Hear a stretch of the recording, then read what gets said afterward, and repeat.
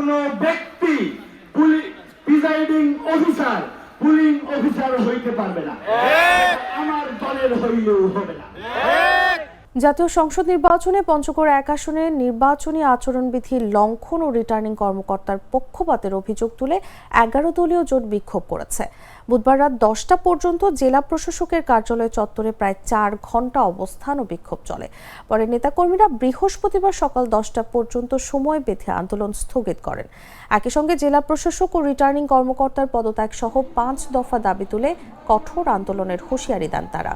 বিক্ষোভকারীরা অভিযোগ করেন, বিএনপি মনোনীত প্রার্থী নওশাদ জমিরের পক্ষে বিভিন্ন এলাকায় আচরণবিধি লঙ্ঘন করে ব্যানার ও ফেস্টুন টানা হলেও প্রশাসন কোনো ব্যবস্থা নেয়নি।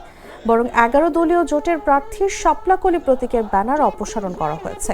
শাপলাকলি প্রার্থী নির্বাচনী এজেন্ট নাসির উদ্দিন সরকার বলেন, প্রিজাইডিং ও পোলিং অফিসারদের পুনর্নিয়োগের স্বচ্ছতা নিশ্চিত করতে হবে, পক্ষপাতমূলক কর্মকর্তাদের অপসারণ করতে হবে এবং রিটার্নিং কর্মকর্তা কাজী মোহাম্মদ সাইমুজ্জামানের পদত্যাগ চাই। রিটার্নিং কর্মকর্তা ও জেলা প্রশাসক বলেন, ব্যানার অপসারণ প্রশাসনিক প্রক্রিয়ায় করা হয়েছে, পক্ষপাতমূলক আচরণ নেই, নির্বাচন কমিশনের নির্দেশনা অনুযায়ী ব্যবস্থা নেওয়া হবে।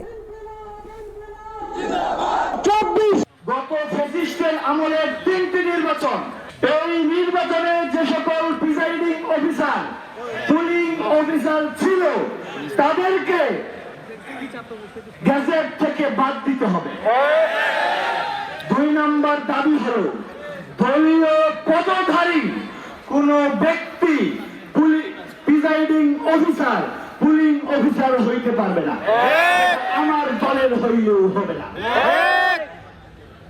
৩ নম্বর হইল, যারা ইতিপূর্বে প্রিজাইডিং অফিসার পুলিং অফিসার ছিল না, বিশেষ করে মাদ্রাসার শিক্ষক যারা বঞ্চিত, তাদেরকে এখানে নিয়োগ করতে হবে।